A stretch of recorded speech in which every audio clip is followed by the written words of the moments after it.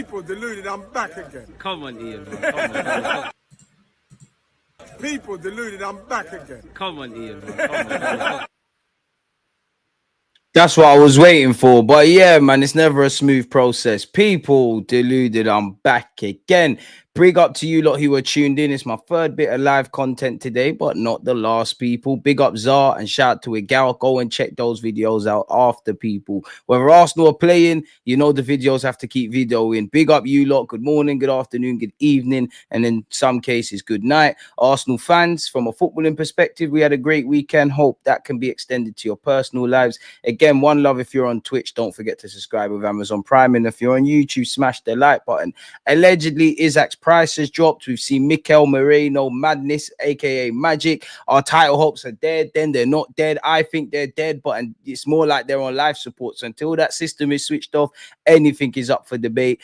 Just before I come online, I've seen that with Arsenal have actually caught a fine by someone as well. I don't know if it's the FA or the PGMOL. I haven't looked at it yet, but we'll get into it. And there's a couple of other bits and pieces, people, man. So yeah, we got a decent amount to cover. American Gooner Unks, I hope you're well and safe. Apart from the struggles I've told you about, they sent me a letter actually. I'll private chat you and whatnot. But apart from that, I'm good, my guy, man. Hope you are. You know, what's the weather like stateside, man? Hope you're doing well and safe. So yeah, man, smash the like button, do all of those things. Let's crack on, man. Why waste any time? Now, first stop is shout out to not only Arsenal's men's side, but our women's side. We all know North London is red, and the women smashed up Spurs' counterparts, people. So it is what it is. He isn't worth 150 million. He isn't worth 150 mil. Did well against City. Dave, I'm sure you're always hating in the comments. You know, I could be wrong. Could be another Dave. If I am, forgive me. But yeah, I mean, what player is worth 150 million? But it's the going rate for someone like Isak, innit? You know, the striker market's dead. They want to keep the player. They're kind of in a strong position. It looks like they're going to get Champions League football. Obviously, the striker market's dead. He's got 3 years left on his deal. Maybe a year from now, assuming the contract status doesn't change, then that obviously gives everyone a boost. And he's going to be in high demand, you know. Again, he's primarily linked with Arsenal and staying at Newcastle. But if Arsenal, Chelsea, United, and any other Premier League team get in the race, is what it is. He had a bad game against City, admittedly, in my opinion. But you've seen the goals he scored. You've seen the big games he's performed in. You can't always be at it. Cold and in the 50s. It's freezing in the United Kingdom. But I'm definitely going to have to count my blessings. Maybe I'm a bit naive, but I thought stateside it would be hot or a lot warmer, man. As I said, people, as I've come online, this is a new story to me. We all know it's never a boring day where Arsenal Football Club are concerned. Breaking: Arsenal have been fined £600,000 by an independent regulatory commission who's probably in cahoots with the FA and PGMOL anyways, due to the behaviour following Miles Lewis-Skelly's red card versus Wolves. In brackets or quotation marks, it is incumbent upon football clubs to make sure that their players accept those controversial decisions. Managers can't react, players can't react. Like, they clearly, I mean, they were right to feel aggrieved, but what are they supposed to do? And I've seen several clubs around the ref, and it seems like only a select few are actually fined. What are they supposed to do? Like, just sit there and accept it if they think the ref's got it wrong? So what's next?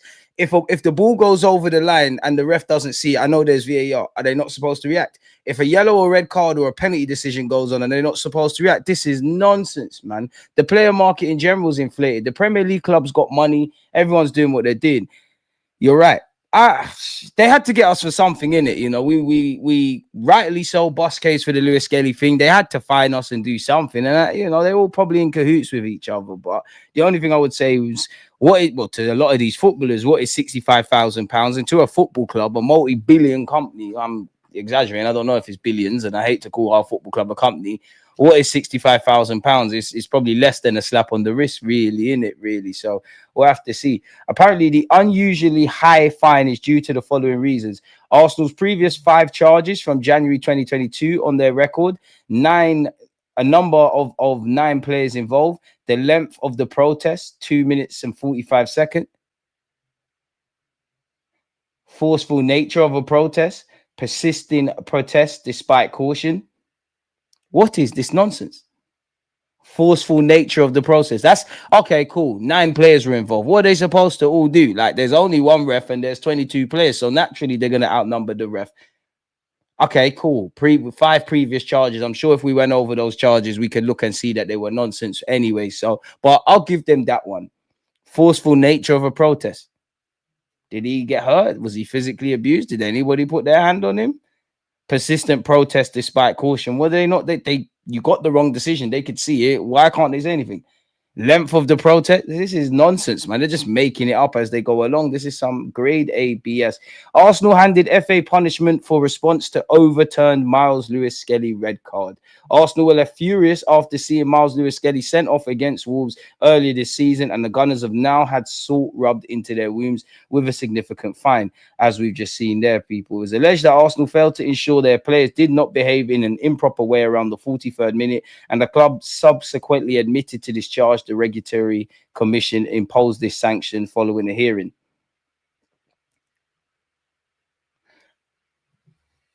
At this point, people, what can I say? We can all see this is nonsense. This is stupidity. This borderlines on bewilderment, if I'm completely honest. They always wanted to punish us even when they get it wrong. Exactly. We had to get some level of a slap on the wrist, man. Every team surrounds the ref for questionable decisions, especially when it's wrong. So our other team's going to be charged. B, you know that's not going to be the case. You know that they are useless. You know that's not going to be the case. They had to get us for something. I'm a bit baffled as to why you can't protest, especially when you think it's a wrong decision, and it was, but fair enough. Like, this is absolute nonsense. I mean, where you look at with Raheem Sterling, I only say that because evidently he didn't have the best or worst of games that I've seen an Arsenal shirt in the Leicester against Leicester, but a lot of people have been speaking. He did say when he signed for us on the 31st of August 2024, you're about to see the best of me. I know it's not entirely fair to Raheem, but with it being the 17th of February 2025, have we seen anything close to your best? You do look like you've dropped off a level physically. You don't look fit. You're not making a difference at this moment in time. And the best thing I can unfortunately say, or two things I can say about Sterling, I don't think any player goes out there to have a bad game. And you're only on loan, really and truly. It hasn't quite been what some people are saying. Arteta's worked with him. He can get the best out of him. He's got a point to prove because everybody's writing him off. Chelsea looked at him as damaged goods. We haven't seen any of that. To be fair to Raheem, he hasn't been allowed to build up fluidity and get a run of games and whatnot. But the conditions haven't been favourable to anyone, much less our fans. They haven't, a bit like when Saka came up and all of that, yeah. It hasn't been favourable conditions where Lewis Skelly and Ethan have thrived. Trossard might even be knackered. He's had to keep playing. It's not favourable. So we need to lean on someone that's 30, 31, played in the game since they're 17, played for Arsenal, Chelsea, and Manchester City, been capped by England, gone to tournaments. It's not making sense, man. At the end of the day, we need difference makers in it. Anywho's, people. The Premier League title race is heading towards the final stage, and this is when the nerves start to show. Obviously, whatever you have to say about Liverpool, they just keep winning. They're not, even when they drop points, they still gain at least something. And they, for whatever reason, the fine margins are working for them. They're going against us. We all know the inconsistencies with refereeing. I don't want to get you lot going because I've already seen the fine stuff. But yeah, people, I think our title hopes are dead. You need Liverpool to drop a lot of points. You need Arsenal to go on the craziest of runs. Yes, you could say Liverpool, got a tough run of fixtures coming up. I don't want injuries, but if they get any injuries, they're still in a lot of competitions. It would be romantic if the injuries, the injustices with the referees, the question marks over the ownership, the football club, the manager, all of these things, it would be romantic if Arsenal go and win the league in May. But I don't think that's the case. Unfortunately, I always say this, if you haven't watched the film Coach Carter or Mighty Ducks, watch that, because that's how I think we are. And I think it's going to be a third year of decent stuff at the start, poor end, in between it's indifferent, but ultimately we've not put anything in history. Man said rare footage of DG looking at the league. This is AI at this moment in time. I can't confirm I'm looking at anything. Unless he miraculously improves, it feels like his Premier League career is over, maybe Saudi or the MLS. Would they even take him? I reckon he's going to, if I was Sterling, boy, go and get a loan to Italy. And it seems like players that are attacking players that struggle go over there and start bagging. So I think that's the case for him. And he's at a crossroads, isn't it? I don't think Sterling gets called up under Thomas Tuchel, but he's worked with him before. If Sterling looks like the Sterling he would look like, smash the like button on YouTube. You never know. But where is his future? Because, well, Arsenal have done special things, but you would imagine even our football club, we are not going to sign Raheem Sterling permanently. You could have a future at Chelsea, but it's probably that you're not. You're still getting paid. So where do you go? I don't know. His agent's going to have to earn his money, man. Hype up, big up yourself. So we always live in optimism and hope, but I think it'd be quite wishful if we expect Arsenal to win the Premier League at this moment in time. What else have we got now? Again, 4 of Arsenal's 7 forwards have undergone surgery in the last 2 months. Bukayo Saka with his hamstring, Gabriel Jesus with his ACL, Kai Havertz and Reece Nelson have also had hamstring knocks. We wish them all the best, but you can't make this. Even players that are not at the football club are getting injured, man. Like, this breaks my heart. This breaks my heart because Gabriel Jesus, especially because he's been through this before. Kai Havertz, obviously, this breaks my heart. And we wish Reece Nelson and everybody a speedy recovery, man. It can't be nice. Arsenal are dealing with an injury crisis as they bid to hunt down Liverpool in the Premier League title race. Makeshift striker Mikel Merino scored twice as the Gunners beat Leicester on Saturday, but manager Mikel Arteta desperately needs some key players back. Should have acted in the summer. We should have acted in January, but it's neither here nor there. It is what it is, man. I can't see us winning the league title because Liverpool is ahead of us. We didn't sign a striker. Big up the grind, broski. Monday yawnings. Amen, man. Run up the likes if you haven't. Always got to work hard, man. In relation to Saka, this says he's possibly back in March. Martinelli, probably back in March. Tomiyasu is still unknown, and it's probably been the case for the whole season. Kai Havertz's season is a write-off. We'll welcome him back in pre-season. And considering it'll be a World Cup year, and obviously we know Gabriel Jesus' future because he's not being moved on now with his ACL, but we all know what we was looking at with Gabriel Jesus come the end of the season, give or take, even though his form kind of turned around. It's a myth. So we haven't learned anything there. I'm sure Mikel Arteta on Friday, which is the press conference ahead of the West Ham game, will be asked about certain things. And it's actually the Champions League draw on Wednesday as well, people, for the, obviously the next round in which we're involved. Arsene Wenger sums it up best with Liverpool, where Liverpool are concerned. They're the super favourites. On top of that, Arsenal have to make the perfect run. I pray, but I have to improve the quality of my praying. I think our ex-manager, the father, my favorite white granddad, I think he's bang on the money, man. I think he's bang on the money. Big up Kai Havertz on his successful surgery, people. You look at our top goal scorers in the Premier League this season of available players. Mikel Merino, with his brace against Leicester, now has 4. Trossard's got 4. Magalhaes, Partey, and Ethan have 3. Calafiori's got 2, as does Saliba and Odegaard. Now, there's a lot to unpack. On the output front and just overall influence in the game, Odegaard needs to perform a lot better, even though statistically he created a lot of chances against Leicester and did well in the second half. He's been struggling. Where the Gabriel Magalhaes, the Salibas and the Calafioris, we know for the large part of this season, defenders have been saving us. And then unlikely heroes where Mikel Merino is concerned. You know what? We don't buy strikers, we make them, innit? And that's why the world can't, you see when you see these dodgy, inconsistent refereeing decisions, I must admit there is a conspiracy. They don't want Arsenal to win the league. They don't want us to win the league. Imagine if we turn again. It's all imagination and reality is very different. But imagine we win the league. Do you know the shameless agendas I am going to run? We won it without a striker. We put a centre defensive mid or a 6 or an 8, whatever you want to refer to Mikel as, Merino as, up front. Where our defenders were scoring. We were called set piece FC. They don't want us to. I've got the agendas loading, but this does tell us we need reinforcements. We need the players available, if they can, to score goals. Obviously, when everyone's fit, we need them to score goals, but we need reinforcements. Young Ethan's been amazing, isn't it? That left foot is inevitable. The man, great at, hit the post a couple of times, denied a couple of worldies against Leicester, grabbed in his series, scored a worldie against City, scored a worldie in the Champions League, has, been scoring goals, but he's been in the first team 2 minutes. Partey is another unlikely source of goals. Magalhaes set pieces is not really unlikely, but it's unlikely. But the very fact that Moreno, who obviously got 2 against Leicester and has been largely a bit part player at Arsenal, is levels with Trossard, who's probably our more reliable attacker. I'm not criticizing the players. I have to indirectly criticize Mikel Arteta and the board. I'm not in a diss. It's all the board. It's all Arteta. Everyone's in it together. Either way, we fumbled the last transfer markets. From a sporting front, we've still not lost in 15 games. We still only have 2 defeats this season. There is a good little thing that we've got at this club, but we're not controlling the controllables and maximizing and ultimately realizing our full potential. For me, this is where winning the Premier League and getting to finals, even our performances in the cups haven't been good since we won the FA Cup. This is where we want to be in it, winning the Prem and all of this.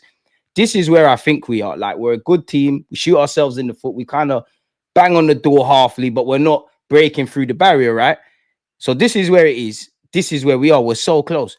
But you see, to go from 8th to here is easier, in my opinion. You see, from winning the league to where we are now, it is that close. But you see the small margins and really controlling the controllables. It's to get them marginal gains. It's like that. It really is. And we're shooting ourselves in the foot, man. It's jarring, really and truly, that we're ultimately missing an opportunity, man. We can have all the positive statistics, be the best team in 2024. All of this shows that things are building. But at the end of the day, we've got nothing set in silverware. You know, I don't think I'm not Mikel Arteta into the death, and I'm not out. I just think there's more reasons to keep him at this moment in time than get rid of him mid-season. I do think I think he's done a lot good, but I do think he's shot himself in the foot. And either way, you can't just sit here and say Arteta's a genius. The Cronkies are letting him down, because the Cronkies have given him money. He's made it work, but the small margins haven't always. And then if we flip it and we somewhat accept that the Cronkies are not going anywhere, bearing in mind they just bought the club in 2018, either Arteta needs to find a way to work within this remit and win titles like you could have done last season, or we need to go elsewhere. And for me, I can't back Arteta blindly because I don't believe in that. And you haven't shown me any good coach, great stuff, making, you've done whatever. We are second now, innit? Like, good, bad, micro, macro, we're second now. There is something there. Whether you're the guy to get us over the line is another thing. And until you scratch that monkey off your back, I can't back you blindlessly. I'm open to all possibilities, if I'm honest, until he does that. People sit here and say Mikel Arteta is a title-winning manager and etc. And I see what they mean, but it's not logical, is it? Wenger is a title-winning manager. Alex Ferguson's a title-winning manager. Pep Guardiola, Conte, Ranieri, Klopp, Slot is on course. They're title-winning managers because they've done it. If you've not got over the line, you can't say you're a title-winning manager. It's like me being a boxer and say I'm world champion and I ain't won a world title. It does not make any sense. So until Arteta gets over the line, there's always going to be that in the back of my head. Are you the man that helped rebuild this thing and you're good and we need someone else? I don't know. If we persist with you, there's no guarantee that we're not going to win, but there's no guarantee we are going to win. End of the day, Arteta signed a 3-year deal. The Cronkies just bought the club. I think those are two harsh pills we have to accept. And I'd also add on to that, I actually think Arteta is a good manager.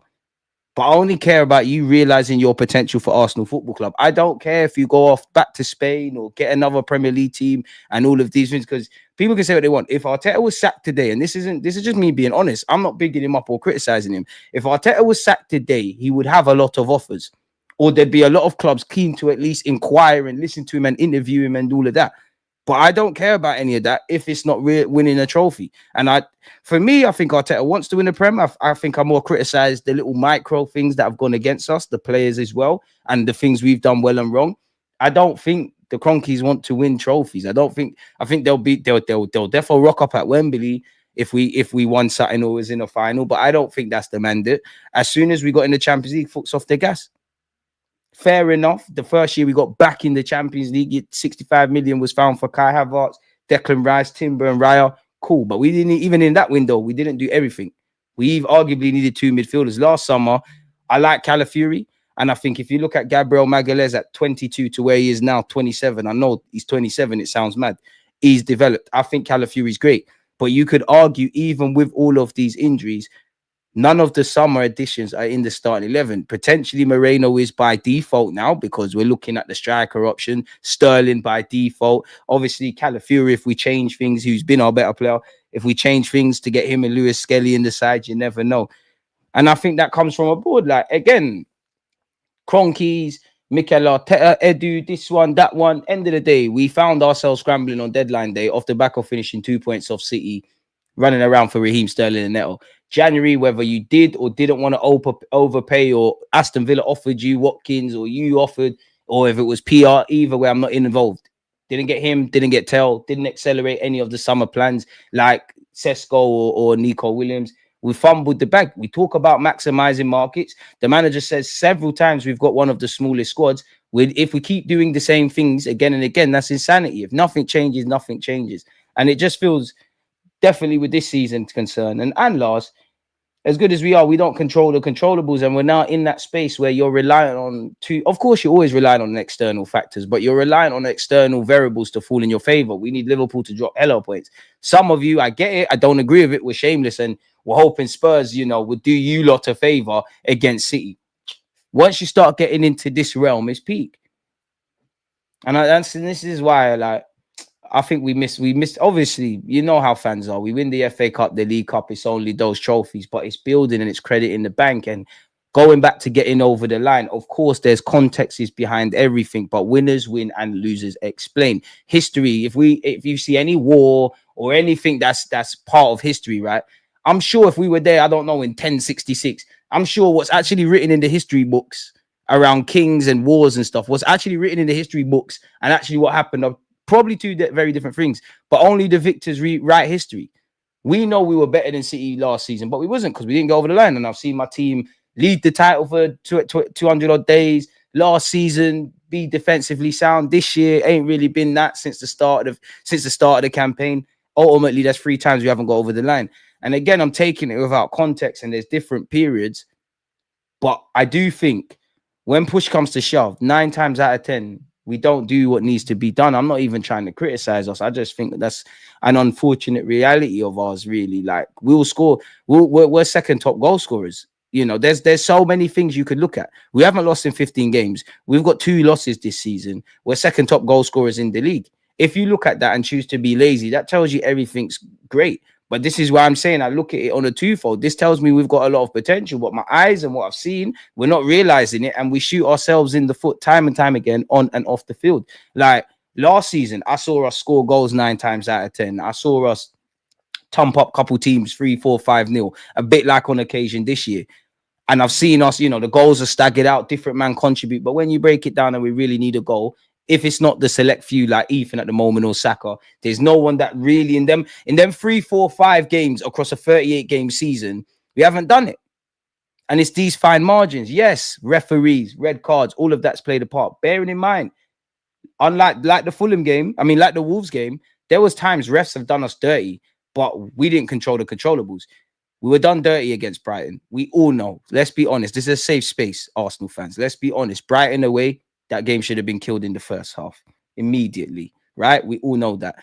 Brighton at home as well. I was there. Yes, bewildering red card. I'm still shocked by that. I think that's the moment of the season for me, because I was at the game. I genuinely thought the Brighton lad was sent off people. I was so shocked with Declan Rice. And cool, we all know if rules are rules and that's the letter of the law, okay, Declan Rice has dropped himself in it. But as I said then, and I'm sure you lot agree with me, and we've defo seen it now, just like on Sunday, if you're going to book players for kicking the ball away and all of that, there's red cards and second yellows every week. We know that isn't the case. We even had a chance to kill that game when we're down to 10 men.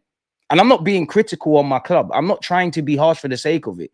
But these are, like last year, these are the things that are stopping us going from where we need to. There's no point waffling about what we're good at. We know what we're good at. With top 6 record shows it.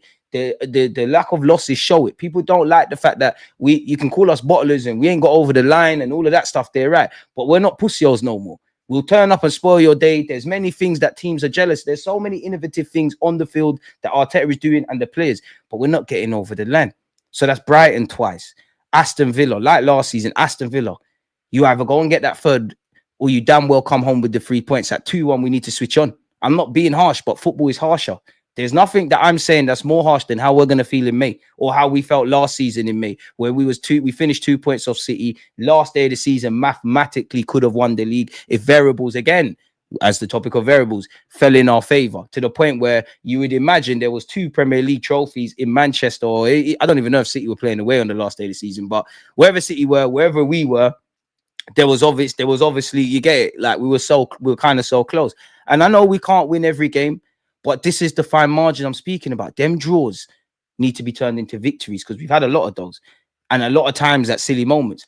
Them defeats need to be turned into something. So that's the Villa game, twice against Brighton, I feel. Fulham as well, yeah. Martinelli's offside. If I got 3 points, we're not saying this, but these are the fine margins we've got to look at. The Liverpool game, where I actually think some fans were harsh. They were begging us to attack and saying we're being conservative. We were conservative up until we tried to gamble. Obviously, VAR did us dirty with the Kivior thing in that game, I'm sure. Obviously, we tried to gamble and go forward. Trent, Darwin Núñez, Salah, you saw what happened. We didn't hold on against Chelsea. I'm actually, these things can happen in isolation, but this is the reality of what's happened. Other than that, we've won games, we've thumped up teams, we've done what we've needed to do. I'm actually more vexed, not necessarily with the examples I've said. Bournemouth away, yes, red card made a difference. But let's be honest, until that red card, we weren't really good enough. I actually think Newcastle away is one of our worst performances in the Premier League because we were just so lethargic. So there's so much before we go pointing the finger at stuff, which I'm not saying. Definitely where referees and inconsistencies. That's one thing. I genuinely feel 9 times out of 10, or at least even in 2 or 3 of the examples I've said them, we can really go on with some more. We needed to get over the line, even when some people, like they tried to tell me last season, we got a bunch of different goal scorers. How many times are you going to say the same things? I like Trossard. He'd be on the bench for me, be part of the squad. Respectfully, he's a purple patch player. He'll score here and there, score 3 weeks in a row. Martinelli's got 5-6 goals, which he's now injured. He's on course to break last season's goal tally, and he's had his own struggles. Ethan's probably going to overtake him. Saka is the only one we know is going to do it. Kai's pulled his weight as much as he can. You know you've needed a striker. So to a degree, I feel like we sit in the rain and complain we're wet as a football club. And when we're on the right side of these things, yeah, man, DJ, I think you mean DG. What do you think about the Firmino links? We're going to cover that. We're definitely going to cover that. They got to stop with these hospital photos. I mean, it's social media, man. Ethan and MLS are the future. Facts. Do you think we will sign Osimhen? I don't think we are, man. MLS is left-footed just like Saka and Ethan, so I'd play him on the right side, play Calafiori at left back and Ethan up top. I think everything's on the table, man. Obviously a week's a long time, or not exactly a week. It's Monday. We're playing on Saturdays. There's a lot for Arteta to ponder. I do think there is every logic with some fans saying, yo, Mikel Merino, he's come off the bench. He scored a brace. He looked good. There's obviously the goals are all we care about because that's what nicked us to winning it really and truly. But he came on. The game was kind of open against tired legs. He had some great touches. I can't remember exactly how it panned out, but I'm sure he had a great bit of hold-up play or touches just before Ethan. I can't remember if it was when Ethan hit the crossbar or I'm sure it's his second chance where he hit the post, where he hit it with his right peg. I can't remember, but I hear it. But then, if Moreno does start against West Ham and is still a kind of copycat from what we saw prior to him coming on, we're going to be saying something different. We've got 13 Premier League games left. Arteta has to be flexible. He was joking about Calafiori going up front, but he sounded quite serious after the Leicester game. But an unlikely source of somebody doing a job up front, maybe playing a young player, the Ethans, the Trossards, the Sterlings, them kind of false nines. Everything has to be on the table. For me, we just have to play it by ear, man. Like there's none of these options that are set in stone. Like if we had a striker or, if we had a 9 and God forbid that 9 got injured and Kai's fit, you could say, you know what, Kai, go up top, do us a job. It's not that, man. That's all we needed, and I believe we would have won either the Prem or the Champs. And even that, fans get in this trap. They start saying last season's form would have won this season. It might have, but it doesn't work like that. It doesn't work like that. There was a year where Liverpool won the league. Lost the league with like 90 odd points. They're gonna win it with, if they do, which I hope is not the case, with less points. They could sit there and say that season comes into this season and does things. Life don't work like that. It really doesn't. The Cronkies and Arteta are responsible for failing to get us a striker last month. Arsene Wenger is the greatest Arsenal manager of all time. Ethan already threatening the top spot. It would be mad if he finished the season as top goal scorer for us in the league. It's looking like it can, man. Slot inherited Klopp's team. Slot has not built a title-winning team. Either way, man, like he's gonna go and win it, innit? Like I don't think Liverpool fans care about that. I hear it. But people weren't expecting Liverpool. You're right, but people weren't expecting Liverpool to be up here. Liverpool might fall off next season. They've still got contract issues around depth, etc. But at least they've got something set in stone. It's another bit of explaining to do, really, whether it's Liverpool or City. That's their business. I just care about Arsenal and why we haven't got over the line, because we're fucking good. That's the thing. We're fucking good. And without, sorry for swearing. And it's, for me, I think we've let ourselves down. That's my thoughts anyways. But big up, hey, Jordan, big up yourself. Jordan, boy, Hyde Park, Boston, a couple of you are always here and you've been part of a couple of streams today. Big up you lot, man. I'm not paying 150 million for a player that is as injury prone as Isak. I can't lie. I hear you. But being devil's advocate, when last did you hear Isak had an injury? Even played on, well, to be fair, Newcastle, first leg he came off with a slight knock. But when last did we hear Isak had an injury? Obviously, Arsenal tax and definitely this current landscape, we're scared. But when last did we hear that? Few tough games for all teams being watching football for years. Lots of twists to this story yet to come, but every match for us is a final. Villa and City might get a few up the Gunners. But how much margin for error did Liverpool have? Because they can, not that they will, but they could lose a few games. I mean, if I was to do the copium and hopium thing, You hope for a miracle. I'd say that blind optimism. You hope that, yeah, Arsenal have had injuries. People want Arteta in, out. This one's good. Now he's not. All the talking points, refs, fines. Hopefully the footballing gods make us win that. I hope that. You do hope Liverpool. I'm not advocated for injuries, but naturally, if there's injuries to key players and Salah ain't going to get injured, he won't stop, then that will give you some hope. Yes, they've gone out the FA Cup, but they're still competing in at least one more trophy. Well, yeah, one more trophy than us. So you hope with these things, you have to hope they lose games. I said the only time I think they're going to drop points is David Moyes in it. So technically they did. You hope Villa can do a thing. Villa tried to get their game moved. So I wonder how Villa are feeling about that. Unfortunately, I think Liverpool, regardless of the refs, I think Liverpool have shown me that they can win in too many different ways. Obviously, like any team, if you turn up and you're playing great and amazing, you're going to blitz teams in it. So they can do that. They can get defined kind of margins. You look at the Merseyside derby and actually Arsenal versus them at the Emirates, in which, fuck, I wish we held on, man. Even when they don't win, they still win, if that makes sense. That they're still grabbing a 1-2 point. Wolves weren't amazing, neither were Liverpool. And yeah, we mentioned Declan Rice, red card. There definitely should have been something there. But second half, they kind of struggled. They walked away with it. Brentford, where it was even, subs came off, made the difference. They got away with it. Bournemouth, I think Bournemouth played them off the park. But I'm sure if you asked Areola and Slot, would they trade places in terms of who got the 3 points? There you have it. There's obviously times where we're not playing amazing and we win, or times we're blitzing sides and we win. There's also times we haven't turned up, man. We haven't leveraged those fine margins like this season so far. And of course, I'm sure there's other examples. I look at Leicester. Ouch. Ow, I caught myself. Sorry, folks. I don't know how I caught myself. That's what Arsenal means to me. Leicester weren't terrible. Like we weren't amazing, but we weren't terrible. Neither were Leicester. It was just a luck-luster game. There's nothing to scream and shout about. And a draw probably should have been the fair result, but we clutched that. I think the only time I've kind of seen us win when we're not playing amazing in the Premier League so far, and I'm open to other examples because there definitely is. I'd say Aston Villa in the first game in Birmingham, where, let's be honest, man, Trossard and Thomas Partey, we nicked it in the second half. So there's plenty to ponder, man. But we need to really sign some game changers that improve our starting 11. We need to improve the depth.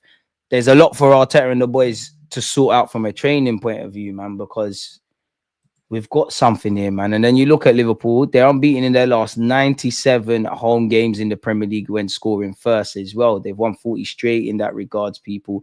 We have to have hope, man. They got Villa away. At this point, it's blind hope, innit? But Villa away, City away, Newcastle at home. How many points you reckon they get? You hope they get none. Like, you really do. I reckon anything from 7 to 9 points. I think they beat Aston Villa. I actually think they beat City. You never know. City thumped up Newcastle. You never know. Newcastle, I think they're beating Newcastle. Big up Newcastle. But you lot, every time I watch you lot on Match of the Day or just do watch-alongs, I've seen you win. It seems like you lot are only really and truly up for it when you play Arsenal. I don't want to be that fan, but it does feel like that, man. Saliba and Trent to Madrid this summer. Saliba, give us one more season, my brother. Allegri is out of work. Where is he, Max? I can't like Allegri, but I'm not on that, man. I'm not on his. I'm not on him. He's a good manager. He will, like, bro. He's not gonna put up with that. Like, if Allegri was our manager in the summer and he had January, then man, they're on walking. Like, they're on walking, and that's why I say I'm not criticizing Arteta, but we can't act like this is a woe is me. You love the job, whether it's for Arsenal, whether you feel an attachment to your players, whether you feel it's unfinished business, bro. Nobody put a gun to your head to take the job, you know. You could have, no one put a gun to you to take the Arsenal job, which you rejected it when Emery came in and then took it the next year, which shows you nobody told you to do that. No one told you to sign a new deal. You're the manager. You've been a manager for 5 minutes. You're the manager. And let's be honest, your responsibilities or your say goes beyond being a manager. And if, yes, you want everybody to work in a nice workplace. Like, look at you lot's 9 to 5s, right? You could say you lot could have questions about the company culture, the ethos, the courses to make you a better person, like self-development and all of that kind of stuff. You don't have to like your manager. You can have questions about your manager. But you picked up yourself, went for a job interview, right? You signed the contract and you're there. No one put a gun. Obviously, it's not the same, but no one put a gun to your head. So the questions for me is just getting over the line now. Like, can you work if you can't work within the remits? As good as you're doing and all the things I like in isolation, if you can't work within the remits and achieve what needs to be achieved with how the Cronkies work, rightly or wrongly, you might not be the guy. And this isn't me saying he isn't the guy. It's just you can believe in the guy, you cannot believe in the guy. We all know we preach balance. I'm quite balanced in my opinion on Arteta. I think there's a lot of good. I don't need to pretend Arsenal are shit and we're rubbish because we're not. You wouldn't think we haven't lost in 15 games. We only had 2 points. But to a degree, fans, I do think, like to hide behind these things and pretend everything's great. Because half of you lot, when in the summer, you were saying we don't need a striker. Kai Havertz is there. We got 90 odd goals. Fair play. But yeah, boy, I think Liverpool take 7 to 9 points in this game, innit? So draw whatever conclusions you want. And like I said, they can win different ways, man. Liverpool didn't have a shot in Sunday's second half against Wolves for the first time on record in a single 45 minutes at Anfield. Now, had we beat Villa, held on against Chelsea, beat these lot at our place, who knows? I could be sitting there saying, you know what, they're cracking under the pressure, you know, Onslaught first year in the Prem, but we've given ourselves too much distance to carry, man, in my opinion. And, you know, as we said, they got Villa, City, Newcastle, Southampton, Everton. So fucked because, you know what, out of all of this year, they probably lose to Southampton. Hopefully, Everton. Hopefully, they lose every game from now to the end of the season, naturally, innit? And a lot is said about spending, people. I don't think, I do agree with this, not necessarily with how people peddle it, but when they say Arteta spent peas, you have spent peas. Obviously, contextualized, we had a lot to do, catch up money, as Stricto says, catch up money. I think all of that in isolation is right? And people have spent more. And you look at where Chelsea are at this moment, United are at this moment, Spurs are at this moment. They've spent more and got less in it. But that's why I want us to maximize what we can maximize, man. Obviously, you look at City and Liverpool. Liverpool don't spend that much.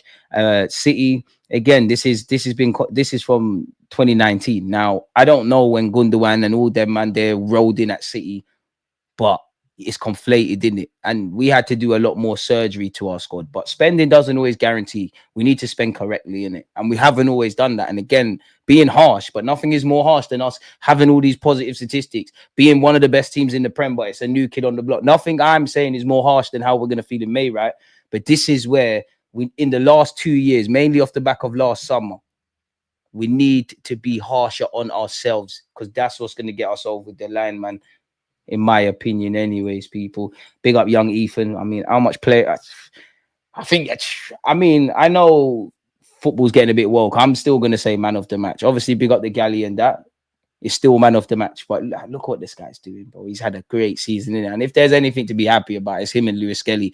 Big up Lewis Skelly once again for that defensive action against Leicester, which obviously with Ethan's performance over 90 minutes, with Merino, with Odegaard's first half and second half, with Raheem Sterling, with Trossard's assist, you know, with what the 3 points mean and all the fallout talking points. No one's really going to remember that Lewis. Not that they don't remember. It's like, it's not really a selling point, the Lewis Skelly thing. But shout out these Haylenders, man. And I wonder where Ethan ends up, man. You know, in today's day and age, you got to be a multifunctional player, in it. Like Arteta said, he can play as a false nine. Obviously, Ethan is doing what Phil Foden couldn't and carrying the team. But you know, I'm gonna spread them agendas. Phil Foden, I think Arteta looks at Ethan to a degree how Pep looks at Foden, and he's played Foden all over the place.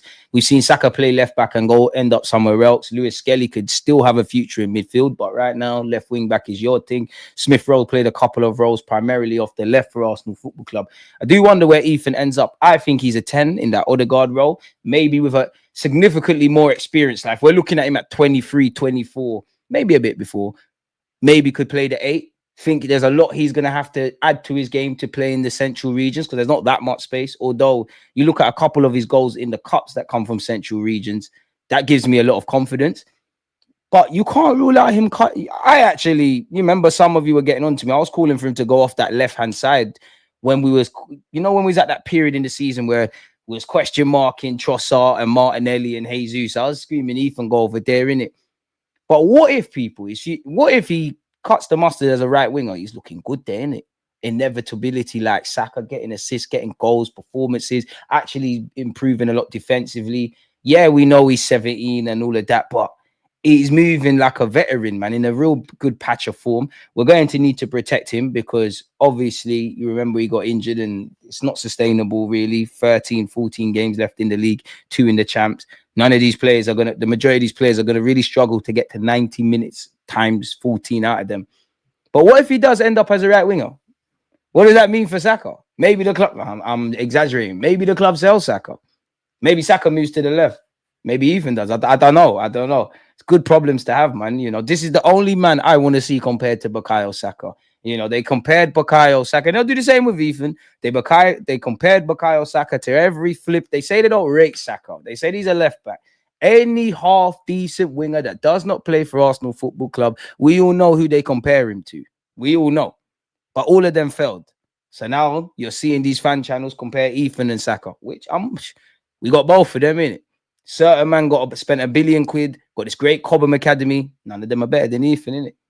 We're in the Yao Mao conversation. Now I'm joking. Ethan cannot talk to Yao Mao at all. But yeah, man, it is what it is. Gary Neville reveals he has no sympathy for Arsenal as the injury crisis mounts. I don't have sympathy for Arsenal. I have sympathy for the fans and the players, not the Cronkies or Arteta or anyone involved.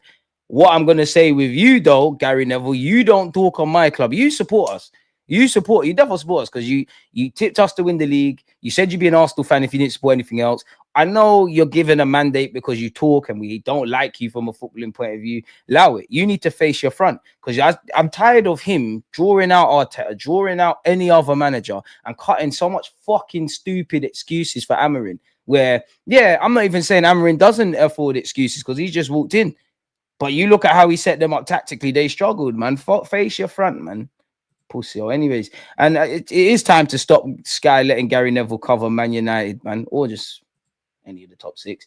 I don't believe any of this, but in terms of bringing you lot content, Newcastle have agreed to sell Alexander Isak if they receive an offer in excess of 100 million. That says euros this summer, according to a sensational report in Spain. The Sweden international has been linked with a host of top clubs across Europe in recent months, and Eddie Howe's side have reportedly accepted that a sale will take place if they fail to qualify for the Champions League. I wonder, it all depends, in my opinion, how Isak feels. Does he want to move? Barcelona, Chelsea, Liverpool, and if they commit Salah's new deal and a couple others and get Isak, forget about the league, man. Barcelona, financially, you would reckon they don't have the money to get that done. We know Barcelona will cook the books, and Arsenal will still be linked. You'd imagine Newcastle are going to get Champions League because some of you lot say don't know how it works, but the top 5 places will get it. And how funny would it be? And it's not even that funny. I don't think it's too unrealistic if Newcastle do not get Champions League football, Isak to still be there. You need it, whether he goes to Arsenal, Liverpool, Chelsea, Newcastle want to sell him abroad, he'd have to do his part. He'd have to make clear, yo, I want to leave. And even then, he could want to join Arsenal as much as he wants. Arsenal could as well. But all the powers with Newcastle. Because just say Arsenal bid 100 million, you'd be naive for expecting that bid's going to get accepted. We all know we're going to try and tailor those terms in a way that suits us, not necessarily Newcastle, who are cash rich. Would love Isak, hope for Isak, but it's more looking like a Sesko thing. And yeah, apparently he could be at a discounted fee. This is said that we know he's not moving for 150 million. This is said it's dropped to 120. We're hearing 100 million euros, which equates to 83.3 million pounds. Didn't they spend 70, 80 million? I'm pretty sure 80 million on him. Can't see them settling on just a 3.3 million pound profit. And again, if Sociedad's Roberto Alabi or whoever the sporting director did their job, they probably put a nice little sell-on clause or some level of sell-on clause. DG Isak is injury prone. Newcastle don't compete in many cups like us. We was League Cup, FA Cup. Now we're Champions League and league title. I hear it. I'm still on it though. I'm still on it. What's this? The Sweden international is believed to be okay. So this is just all about Isak. Gyökeres is still linked with Manchester United and Barcelona. Arsenal fans, I'm sure we're gonna, keep looking about what's going on there. Apparently, Arsenal and Man United are to fight for Cunha. And you know what? Cunha told me to shut up yesterday on the watch along. Everybody that would just watch the highlights would disagree. But that's what good players do. He stunk up the place for 90 odd minutes or 80, 60, 70, 80 odd minutes. But then you saw the moment of magic he produced. It's great. I wouldn't mind Cunha at the club, man. I just think we need to get a more out-and-out left winger and a striker and a centre mid. And if there is some sort of level of money to that's left around, you can never say no to too many decent players in it. Cunha would bring something, but United and Arsenal are still linked with him. We're still linked with Sesko. United want Amorim to reunite with Gyökeres people. Amorim, scammer win. Maybe won't even be there. Zubimendi is an Arsenal player, if you believe the January stuff, people. Arsenal are closing in on the summer signing of Martin Zubimendi. Football Transfers understands, but the Real Sociedad star is seeking assurances before shaking hands on the deal. This is right on the best of days for all players, but with dons like him, Until you're holding the Arsenal shirt saying you grew up being an Arsenal fan and you loved us and all of this, I'm not counting my chickens, man, because it's always this. He's joining Arsenal, he's joining Liverpool, he's joining Bayern Munich, he's going Real Madrid, he's staying at Sociedad, and then you see some level of a U-turn. We've learned that Arsenal's pursuit of Zubimendi is gathering pace, with the midfielder's reps set to fly to London this week for further discussions with club officials. No disrespect to this platform, but have you not been right about anything? I don't know. The Gunners have been long-term admirers of the Spanish international and have already held advanced talks regarding a potential summer transfer. It's understood that Arsenal are prepared to double Zubimendi's wages, you'd imagine that, and have reached an agreement on a 4-year contract. Hopefully there's an option of another year. However, despite the financial and sporting incentives on offer, the 26-year-old remains cautious about the move and is seeking assurances on non-football related matters before committing to a transfer. What does that mean? What does that mean? Non-football related, like, because if he's question marking, if he's looking at Arsenal as how we are as fans and saying why ain't they spending money in having a better summer or a better January? Is this the best place to realize my footballing potential? I don't know, because Arteta seems to sweet up the guys. Clearly, you could see party out, you're in. There is the London aspect. Is the London aspect even something? Does his wife or his family, does he want to live in London? He's a boyhood Sociedad man. He makes big song and dance about the mountains. Is he ready? I don't know what that means. I really don't know what that means. And again, until he signs or doesn't sign, we don't know. But this is very conflicting from the more credible journalists, where you've got obviously Romano, Ornstein, Sammy Motbell, them kind of man there. And you'd imagine for them, again, they could be wrong. And in this day and age, everybody's coming out with stuff all the time. And we don't know, again, until the man signs, smash the like button. But if they're coming out with it, then surely Arsenal have done so much legwork to the point where if Zubimendi doesn't sign for Arsenal, it's surely got nothing to do with these non-footballing factors, because he must have been convinced about living in London. Like, where are you going to live? Obviously, you could live on the outskirts of London, but where are you going to live? It's not like John Duran, where he's technically not living in Saudi. He's making it, I think they said 600 miles trip from the UAE to Saudi to play. I don't know, people, but I don't know, man. His deep-rooted connection to the San Sebastian side, along with his strong ties to the Basque country, have made the decision to leave a difficult one. I mean, ain't we going to hear this with Nico Williams? While Arsenal can offer Champions League football a significant pay rise and a key role in Mikel Arteta's midfield, Zubimendi's hesitation revolves around factors such as lifestyle adjustments, family relocation, and settling into life in England. These are natural concerns anyone should have, really. The midfield Dart is known to value stability and is keen to ensure that any move aligns with his personal and professional ambitions.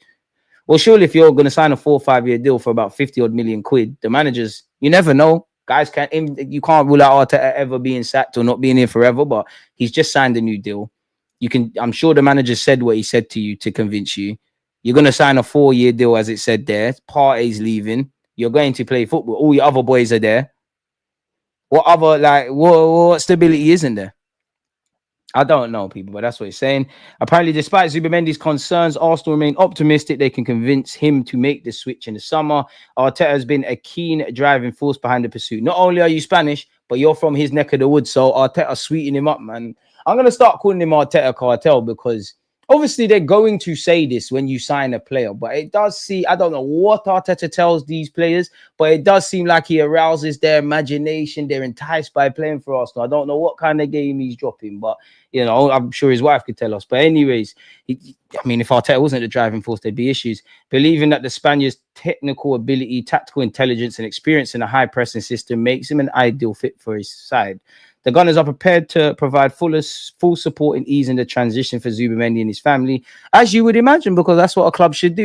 Even if, obviously, they're nice people, they're going to do that. But even if they didn't give a flying F about Zubimendi as a person, only what he does on a footballing field, he's their asset. I hate to refer to footballers as that, but that's a 40, 50 million pound asset.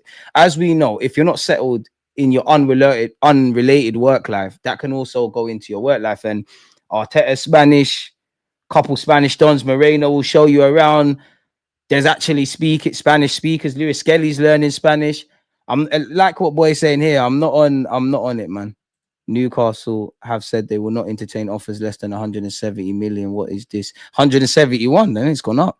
Zubimendi, we have half the Sociedad players here already just come over. DG, how do you see Newcastle long term? I think they'll be competing for the biggest trophy sooner rather than later. I think they're going to be a problem for the traditional top five and Spurs. They've got great owners. They've got Eddie Howe. They're developing a good squad. Obviously, they're still... I mean, can you really be an expert on PSR? But it seems like that's kind of crippling them.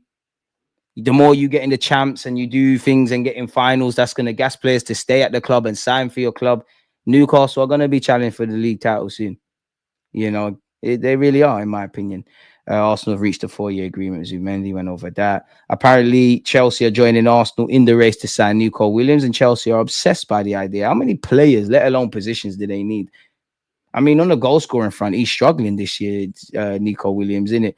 Lamine Yamal has been asking Barcelona for months to sign Nico Williams. His dream will not come true due to Rafinha's astounding form. I still wouldn't rule out Nico Williams going over there. I'm a big fan of Ryan Cherky. Apparently, Everton are set to revive their interest in January, but this was said in February. Are they going to wait a whole year? He might not be here, man. It's crazy. Tottenham more than likely, guys. What are you referring to there? We're still linked with Jamie Gittins as well. I mean, they're saying 100 million euros. Are Arsenal going to splash that on a talented young player? I want us to get Mbuemo, man. You know what? Isak's the dream. Just get me Sesko and Mbuemo. We can maneuver, man. If you get me Mbuemo, Sesko, Saka, Ethan, obviously the Kais and the Trossards and the Martinellis in and about. Probably too many attackers there. I know, to be fair. We need to be getting Mbuemo, man. He's going to have a year left on his deal in the summer. Thomas Frank said he's kind of alluded to, he kind of had his head turned. Someone to be swapped out from the big six. I hear it. But then again, there's rumors around Saudi owners looking at Spurs. That would be the worst nightmare. Like, if Spurs actually get decent owners, and you know what, yeah, I'd be amazed. I do, like, I'm 29. I do think in my lifetime, unfortunately, I will see Spurs win something major. And I do think they'll get new owners. Like, they're a London club, obviously. I'd rather a team go and buy Brentford, or go on, rich people go and buy Brentford or buy Crystal Palace. But Spurs have got a new stadium. They've got the little link ups with the NFL and, the NBA Spurs.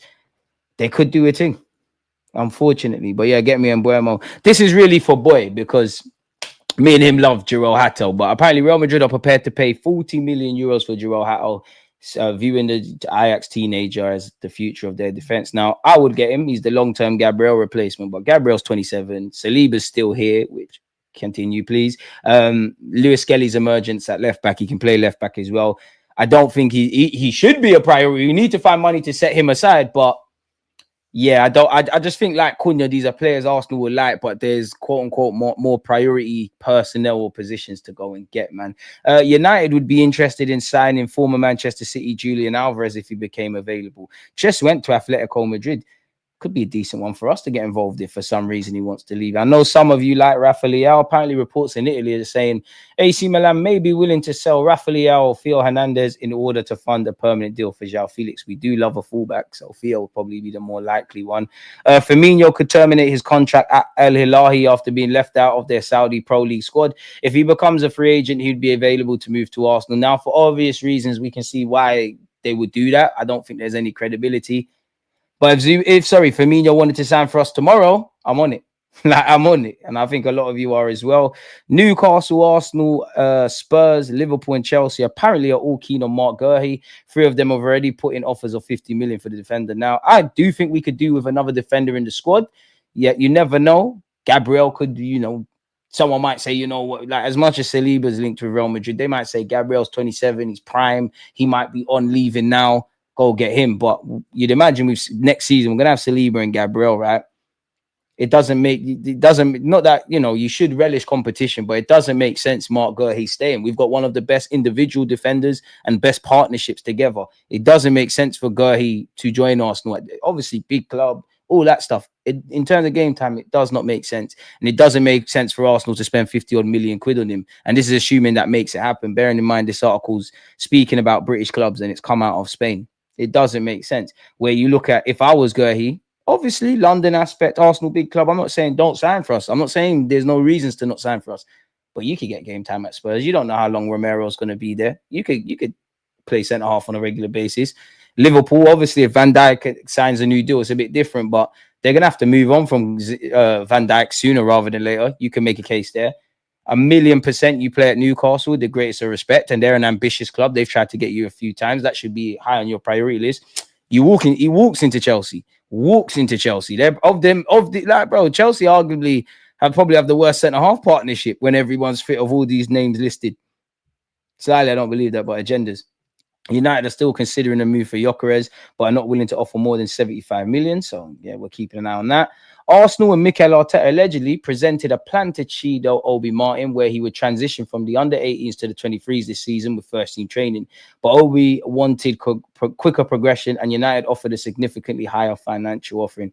I can tell you for a fact, there wasn't that much with the offers, and he signed for whatever reason, and I think these guys that make these articles, bearing in mind he's a young black kid, you can see why these are dangerous. But yeah, at the end of the day, rightly or wrongly, you've made your debut for United, albeit for a couple of seconds. Obviously, Obi Martin, I'm not going to lie to you, hindsight's a wonderful thing. And if Arsenal go and boost their attackers in the summer and things happen at United for you to get game time, we could look at it differently. But I wonder if you're looking and thinking, yo, young Max Dolman went to Dubai. Ethan and Lewis Skelly are running away with things.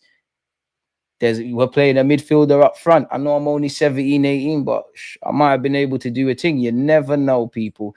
And apparently the final fee for our former academy youngster, Aiden Heaven, who left for Man United this winter, is understood to be in excess of 1.5 million. But hey, big up you lot. Don't forget to follow on Spotify, people, as well as TikTok and all that good stuff. What else have we got? What else have we got from me? Oh, this is just me listening to stuff. So that seems to be everything where the tabloids are concerned. Let me get back into the comments. Money talks. We all know why he went. Even if it was, it definitely wasn't. But I can tell you for sure, it definitely just wasn't all a money thing. But people are going to say what they want to say. But even if it was, I don't know. You see how expensive things are. Do you think you will make the right signings this summer, like attack-wise? Sophie, honestly, if I give you an honest answer, I can only say I hope. I don't think we, again, I don't think we're getting Isak, but whether it's Isak, Watkins, Sesko, this one, that one, I don't think we can go into next season without a striker. I don't think they're going to sign a winger because they can sit there and say, you know what, Ethan can play on the right, playing a couple of roles, could probably play off the left as well. But if it was up to me, in terms of the starting 11, striker, winger, central midfielder, then it's just all about the depth. Of course, we need to sign 1-2 backup goalies, man. 100%. Ironically, if we even more unrealistic, but if we can't get Isak from Newcastle, like just ask the question about Anthony Gordon, man. Him off that left-hand side would bang. There's not many ways we can get our attacking signings wrong, really. We just have to make some. Swap Kivior for Antonio Silva. We're dreaming. Do you think Isak is realistic? No, I don't. But I didn't think we would sign Declan Rice. I just think you've got to tailor the deal to the way Newcastle want it. You've got to put the money down as well. And like, it's all fun and games saying spend 100, 110, 115, 120, whatever have you for Isak. But then we spend that. And that, bearing in mind, it's going to have to be in favourable terms. You're still going to have to find money to address other areas of the field, because we're not just going to sign Isak and suddenly everything's done. I don't actually. You need Isak to do his part as well and say, I want to leave. Newcastle are going to probably be in Europe in some capacity. I'm sure they're all hoping for Champions League. He's got 3 years left on his deal. He's got no reason to. He's adored as well. Not that really goes far, but like, I'm sure Newcastle fans will probably have those conversations. Obviously, Alan Shearer's a big dog, but they have that. Is he going to be in the same realm? He'd have to do his part. He'd have to make it abundantly clear I want to leave, and Newcastle would have to admit defeat and say I want to sell him in. Which clearly the priority is to give him another deal. Now, God forbid, but if Arsenal didn't sign a striker and we zoom forward a year and Isak's still doing his thing, with 2 years left on his deal, a year or two left on your deal, now things start to change. Who knows? He's got no real reason to leave Newcastle, if I'm honest. I maintain Zinchenko, Kivior, and Tommy have to be gotten rid of. Hato, Diamande, Gurhi, with the aforementioned leaving and Moroccan. I'll fight tooth and nail for Tomiyasu to stay, but bro, the man's fitness is poor. Kivior, if you want to stay and be a body, I don't mind, but I reckon you've had enough of that. Zinni, it's been real, my guy. I'll take Duranville from Dortmund. Still think he needs to up his game a bit. that Saliba Hato partnership at Madrid is going to be elite. Would defo love to have Hato. I think we all would, but I can't see us spending, let's just say 70 for Sesko all the way up to, let's assume we do get Isak 120. We're not going to do that. Bring in Nico Williams for his wages and that 50 odd.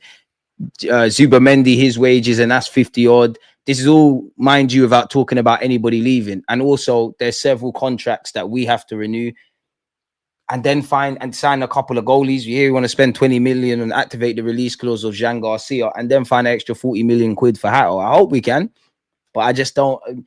We know how the club operate, man. And to be fair, it'd be interesting to see how our summer looks, because you look at Garcia, Zubimendi, Nico Williams, Sesko. There's got to be something in that they've all got release clauses. Now, yeah, if you activate the release clause, which has to be paid in full, which we're not going to do that. That's not how we operate. That's great. But is there something in that? That obviously they're all good players. They all address other areas. But is there a coincidence that all of these players we're looking at have release clauses? And in the ideal world, Arsenal probably sit there and say, like, for example, your release clause is £10. But because I want to pay that over a longer period of time, I might give you 15. And obviously that allows you to maneuver the accounting periods and this whole PSR stuff. I don't know, people. I really don't. Newcastle ain't dropping no price. They shouldn't. And until they're forced to. Zubimendi seems flaky. He backed out of a move to Arsenal a couple of years ago and backed out of a move to Liverpool last summer. Sounds like one of these soft dons who will get homesick after leaving Spain. Wouldn't you get homesick after a while, especially sunny Spain, mate? You get the impression he's worried about leaving Spain, and which is, bro, it's a big move, you know. It's a big move, but, you know, it's obviously football. We got to remember this is a job. Like, everything he's known has been at Sociedad, and Sociedad's one of them clubs like Bilbao. It's one of them, like, it signifies that region, innit? And it seems, again, I've never been, but it seems like a remote region and all of that. Like, you're going from that, something you've known your whole life. Forget football. You see that, well, added on to football, that's something you've known your whole life. You have to leave that and come live in, like, I'd imagine London is completely different to where he lives in Sociedad. The weather, the air, the people, everything. It is a big decision. And it's one thing talking about you, it's your wife. And I don't even know if he's got wife and kids and all of that kind of stuff. But there's that. Because when you're at training, it's like your wife's not going to have no social life. Maybe she links up with Saka's missus and the wags and whatnot. But she's going to be in the house, don't know what to do. Do you know how much players leave or stay or go to clubs because of their family aspect? And if he's got kids, you've obviously got to put them in certain schools and do all of those kind of things. Ethan Nwaneri, I can never pronounce his last name, to dunk on United will be there. I'm here for it. Zubimendi will have half the Sociedad that's here already. Just come over. Fact. As an Eritrean with Swedish cousins, I have insider information that Isak is a Barca fan and this is dream to play for them. Do what you want with that. Well, safe. I do think we have different, I wouldn't say bigger, but different targets to Cunha. I think the Cunha thing is just a hype, man. But then saying that, he was linked with Aston Villa, Newcastle, Arsenal, Man United, I think actually Liverpool, and somebody else. You can be linked with as many clubs. Being linked and being scouted is very different from talks taking place, right? But I reckon, and I have no information, I reckon Cunha wanted to move in January, you know. I reckon his agent played a blind. He said, we're going to pattern you a new deal at Wolves with favourable clauses. So you got the release clause. You're obviously going to earn a lot of money there. The fans, at least for 6 months at a minimum, going back in January, whatever, is kind of cool. We're going to leave that there on the table. But I reckon, I actually think Arsenal, maybe his agent was like, you know what, sit tight. There might be a bid coming. Obviously, the bid didn't come. Revisit in the summer. Ethan does have a brother. He plays for England at youth level. Very different to Ethan, obviously. For your information, John, he led Juventus to 5 league titles. You might think he's crap. Plymouth beat in Liverpool. Liverpool got on the drop points. They did rotate, though, man. Magically, the FA Cup and all. I missed out a comment. I don't think Saka will move to any club unless it's Real Madrid or Barca. And both of them teams are stacked on the wings. I think out of all the Salibas and Gabriels and Sakas, I think Saka's the least one I worry about. But there might come a time if he has to consider his sporting ambitions and aspirations if we're not meeting them, because, you know, Saliba's finished twice, probably going to be 3 times now in the title race. Was Saliba part of the French World Cup squad who lost the final? I don't know. Declan Rice, defo, you know, came up second for England twice, same as Saka, been part of a title race. It can't be nice always being like that. And at some point, you want to get over the line. It's a serious decision to me. I don't think it's anytime soon, but yeah, man. And to be fair, these players leaving, obviously, I don't want the best players to leave, but From I've seen Thierry Henry, Patrick Vieira, and Ashley Cole snake us people. It's not that it's not that deep, but it's like I've seen footballers that I thought the world. I've seen Arsene Wenger. You don't know I was a Wenger apologist. Admittedly, I used to hold him accountable. I've seen these larger than lives figures leave. With the greatest of respect to Saka and Saliba and this one and that one. What you lot? Henry was everything to me. Cesc Fabregas. I knew you was going Barca. It didn't mean it. It didn't mean it didn't hurt. It didn't mean it didn't hurt. But that's football, man. Rise up the likes. Big up Trinidad and Tobago today. Big up Trini, man. I ain't seen no Trinis here, but big up you lot, our Caribbean cousins. I'll say it. If Arsenal win this league from here, we'll win it again next season. Let's just focus on trying to salvage this one, innit? I think he may have to rotate the striker position between Trossard, Ethan, Calafiori, Moreno, depending on the opponent in game state. That's where we're at, man. Mikel Merino is better than Kai Havertz. Is crazy. Some fans are doing that. And I'm not trying to put them against each other. I'd love to win the league so we can say I could be shameless and make titles saying we don't need Isak. We've done it without strikers. We don't need a striker. I'll be shameless and say I remember when City didn't have Harden and they won the league. But at the same time, no disrespect to Mikel Merino, but you know how football fans are. You know, they've been slagging off Merino all season. He's the best thing since sliced bread. Now, this is some, not necessarily anyone here. If he plays up front against West Ham or any other game and stinks up the place, we all know what is being said. We all know what's being said. I'm not saying it's right or wrong, and people are allowed to change their opinions, but people want to party gone. Some of them same people are saying we needed to give him a new deal. Some Arsenal fans are saying don't sign a striker in the summer. Where's Kai Havertz going to play? Now they want to forward. And to be fair to Kai, he's still one of our top goal scorers, which is nothing to do with Kai, but an issue in itself. He's one of our more consistent attackers, which is nothing to necessarily do with Kai, an issue in itself for those who assembled this squad.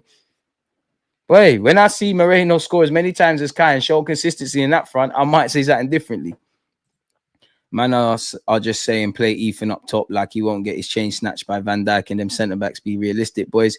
Yes, they do, but they need to be available to get. I'm not sure what that's referred to, but I hear it in general. Arsenal fan must leave Arteta alone. We'll never find the next manager like him.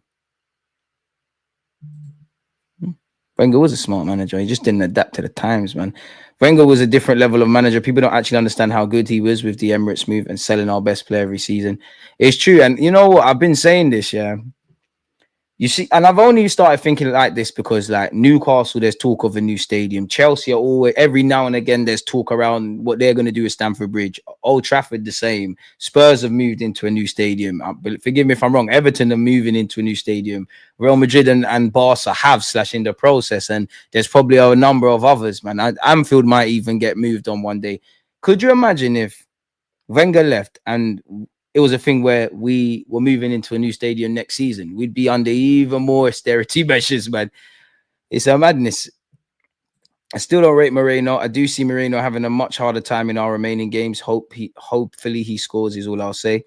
It depends on how you manage without your main attack. Brother, Sophie. You got no Bukayo Saka. It'd be heroic, but to have no Saka, and he might be back when everything's done, and fans naturally, Saka's our hope in it, but you're gonna have to let him get fit and do all of that stuff. People are gonna want results straight away. Ethan is doing great, but you see, winning champs and prems, obviously he's not alone. But if it's placed on him to get us over the line, it's a big ask. Moreno, it worked against Leicester. I don't know if it's gonna work beyond that. I don't know if all the other options we can do are gonna work. It's a madness. It's a madness. Too reactionary over one game against bottom of us opposition. Let's just build on the positives and work on the negatives. I'm here with that. The fact that Moreno versus Havertz is even a conversation is the issue. I think you still have a chance this season. Liverpool have so much hard fixtures. Whatever positive Kool-Aid you're on, I'm on that, but I'm not on it. I can't. Is that we'll never play for Arsenal? Probably not, man. It is funny though, you know. You lot, I know Arsenal fans, Newcastle fans, we ain't got no beef with you. You know, maybe there's some weirdos on social media. I've had nothing but respect for your club. I don't think Arsenal are signing Isak here, but like, and I know why, because I know what it means to you. But why do you lot like get so? He's not leaving. What, like, chill, man. Nwaneri, oi, red shots, my guy. Oi, my actual guy. Nwaneri, oi, phonics and that. I hear you, DG, but 150 to 200 bags a week, and I'm living in Antarctica, fam. It depends, bro. Like, it depends. Everybody's different, man. Like myself, I'm my mummy's boy. If I moved abroad, like I'll get homesick. I'll be digging off my mum all the time. You're right, and forget all of that. Like, obviously, I don't. It's not the same. But you're moving to a new country where you ain't got friends like that. Like, yeah, Moreno plays for him in the international team and they're at Sociedad, but they might not be boys. You never know. They might not be boys. You're going to be trapped with the missus for half the time, and we all know how that can go left. You know, you definitely need time away from your missus. Training's one thing, but what training's probably done 9 times out of 10 by 1 p.m. There is a lot to consider when you're moving country, man. There is a lot. I've seen you on Potts' channel. Great content. Keep it up. Just less about Isak. It ain't happening. I hear it, man. But if it does happen, don't run. Don't run, Sophie. Don't run. Big up Dan Potts. I can't imagine you don't know who that is, but make sure you're tuned in. Chelsea needs a striker. Where do you think we can beat them in the transfer market? Well, in theory, you can't really beat Chelsea. They got more money than sense, innit? So let's just do our due diligence and keep it moving, innit? Chelsea were battling for Sesko. Allegedly, we had an agreement. For whatever reason, he's not an Arsenal player, innit? I never thought we'd spend what we did on Rice and still bring him more on top of that. We either spend a fair amount or nothing. Zubimendi is coming to Arsenal. That bond between him, Moreno, Arteta, Odegaard is too strong. Bring the Sporting Don Alabi, and it is what it is. Zubimendi, Nico Williams, and Sesko, I think it'd be a great addition. I might be being picky, but I'd be over the moon for that. I think it's great. I think it's top. Everybody.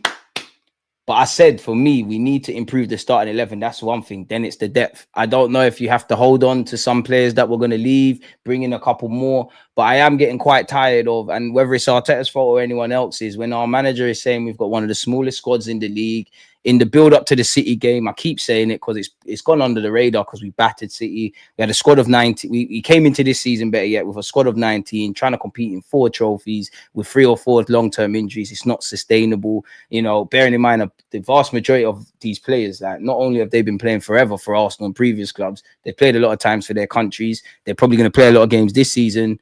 Next season's a World Cup year as well. So I definitely shouldn't be looking at next season, let alone the next season, so 2026, 27. But I just don't want to be talking about the same things. World Boss, appreciate you because you're one of the top commenters on my YouTube. I was looking at my analytics today. We activated Rice release clause. Anything can happen. Anything in life can happen, man. But we need a lot of things, man. And yeah, we're definitely not getting Gordon. But he is always linked with Liverpool.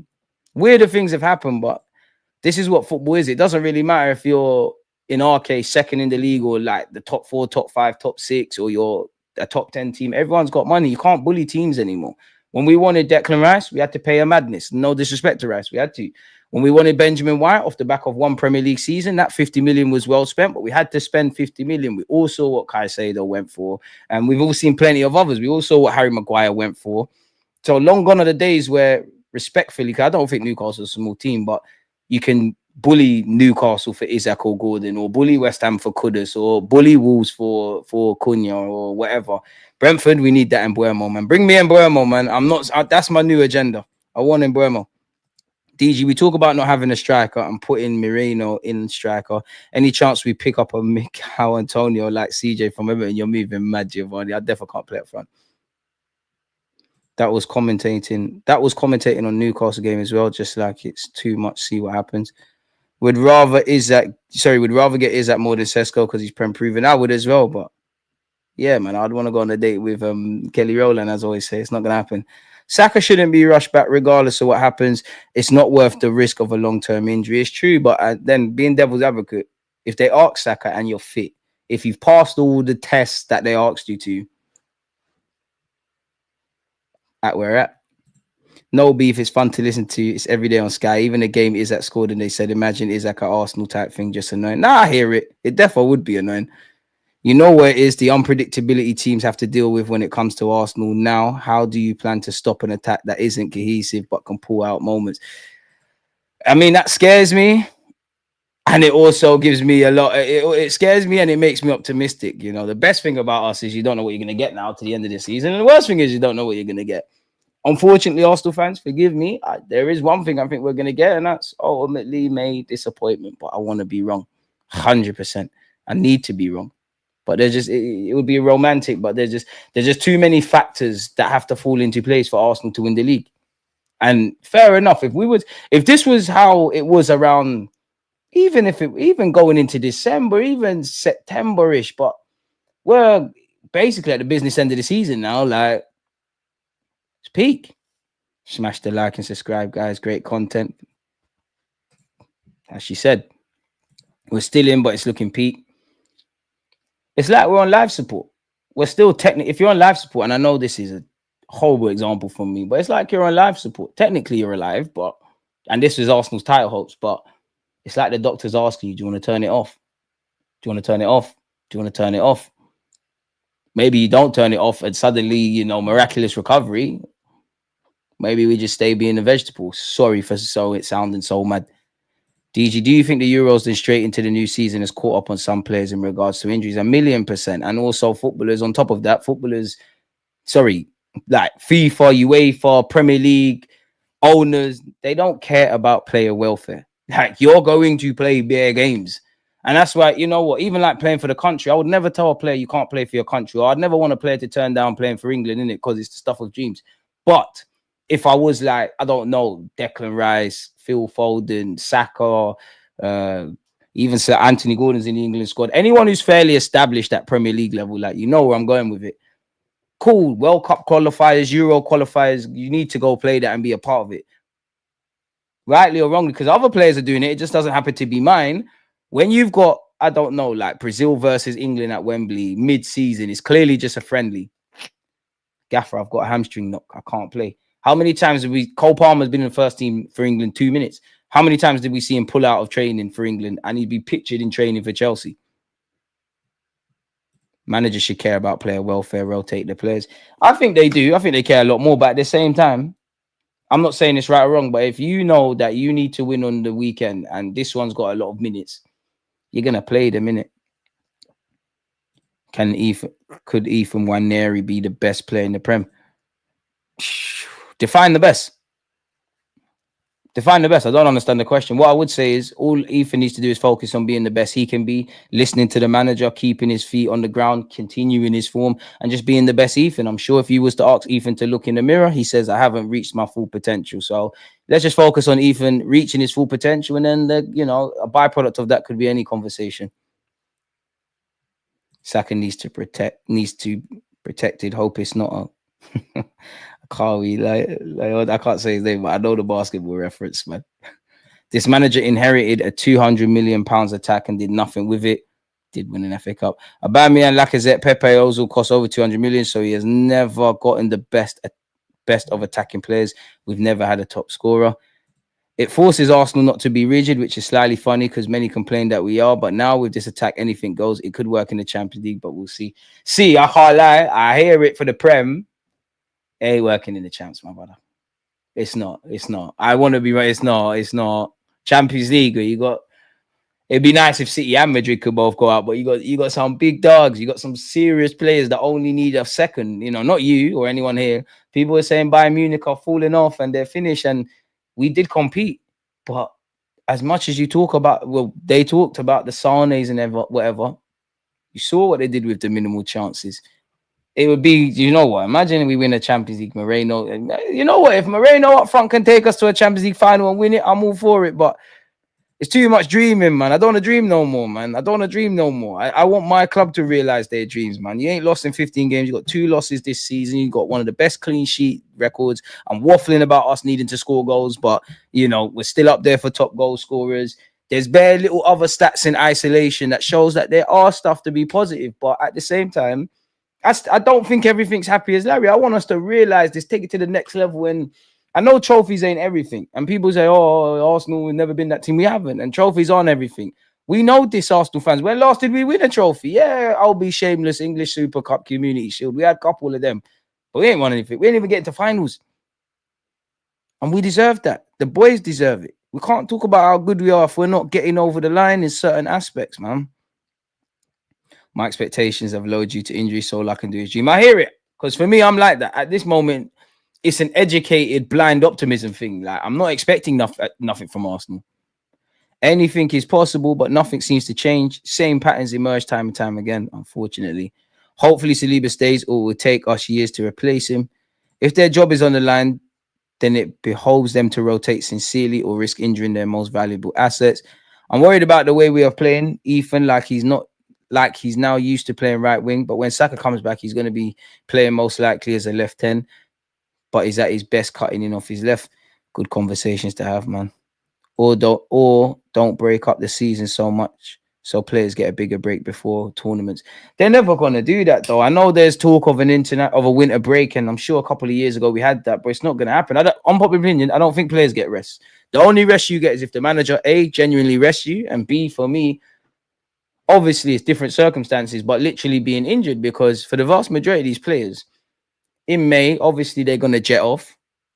And then they've got to be back in June, July. And even that, like, if they go on holiday, I don't know, to the Maldives, they're gonna be with their family and their kids and having some downtime. But the vast majority of their days, they're gonna be on the treadmill. They're gonna be watching what they eat, as they should, because reality is you can have a break.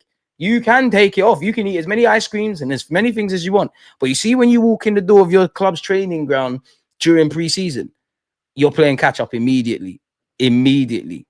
And in this day and age of nutrition and fine margins and being about athletes and running, and they can't afford to. Like, it's peak. Yeah, obviously the trade-off is you're realizing the dream being a professional footballer, you're earning a lot of money and all of that. But yeah, it's mad.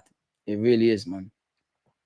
Don't hype yourselves up too much, because no disrespect to Leicester, but they aren't very good, and we looked kind of rough against them for a large part of the game. There will still be some disappointments. 1,000,000%. Arteta alluded to it, and I think he was bang on the money, bro. We were smelly. First 2025, we were smelly. A draw probably would have been the fairest result, but fortunately on this occasion, the fine margins worked for us, innit? And we found a goal, man. That semi-final versus Newcastle was when this manager got finished and proved he will never deliver. It's a mighty duck / cool runnings thing now. Underdog story for the ages. Listen, certain man will go down in folklore. Like, I wouldn't give Arteta a statue if he won the Prem, but if he won the Champions League, like, you deserve a statue. These players would be immortalized. Like, God, please, man. I deserve the Champions League. I deserve it. I know I'm a sport Arsenal. I deserve it. I deserve the Champions League. I deserve it. Like, I deserve it. If we win the Champions League, I'm going to be a hypocrite. Bro, everybody gets new contracts. Arteta, you get new money by as many left backs as you want. You could play a left back up front. I don't care. You could play Ethan as a centre back. Do what you want, manager. If you win that champs, do what you want until I get out of dream world. Then we have to go again. 70 years. See, that's mad. But Newcastle are going to win a bunch of trophies, man. Like, you got the oil money now. I have to start getting that in. And tell you, Newcastle, stop beefing us. Arsenal, we don't have problems with you. I don't know why Eddie Howe is so on playing us. I don't know why your fans of social media are so onto us. Zinchenko, Kivio, Nelson, and Jesus for Isak. That must be a fair trade. Not going to lie, it's actually cool to see Haaland start producing ballers again. All these men that were saying the 17-year-old got injured because you tried to start him, they're the ones demanding he starts all the matches. People are funny. You know how football works, man. Like, you can never please anyone. Like, the goalposts just shift. If Arsenal win the Premier League, and forget other fans, if Arsenal were to win the Premier League this season, some Arsenal fans will go, "Oh, I'll tell you, you only did it once, though. You win the champs, you did it once. You win the Prem, you didn't retain it, though. You didn't do the 3-peat. You didn't do the 4-peat. You didn't do a domestic double. You didn't do a domestic treble." Look at Saka. Saka's done better things, but people want to, like, some non-related Arsenal fans will say, "Oh, he hasn't scored a hat-trick, though."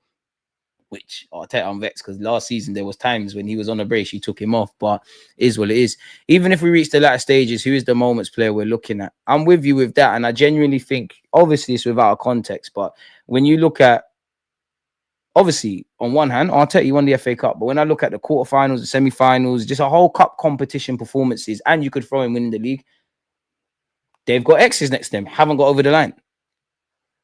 So yeah, man, we'll win the champs, and man will say it's papering over the cracks. It would be, but paper over them damn cracks, man. Paper over that for Champions League. The champions, and they'll sit here, and I won't even care. You know what they're gonna say? If I say if, in fact, let me say when. It's thoughts become things. When Arsenal one day win the Champions League, what are they gonna say? They're gonna say the same thing I would say if we won it last year or the year before, or any other time up until this year in history.